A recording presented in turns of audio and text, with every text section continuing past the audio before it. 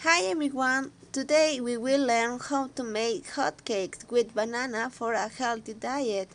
You only need 5 ingredients: 1 banana, 50 grams of oatmeal, a tablespoon of cocoa, some soya milk, and a little of butter.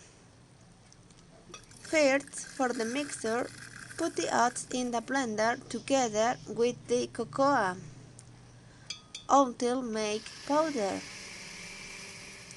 After, add the pieces of banana and pour a little milk until make a homogeneous mixture like this.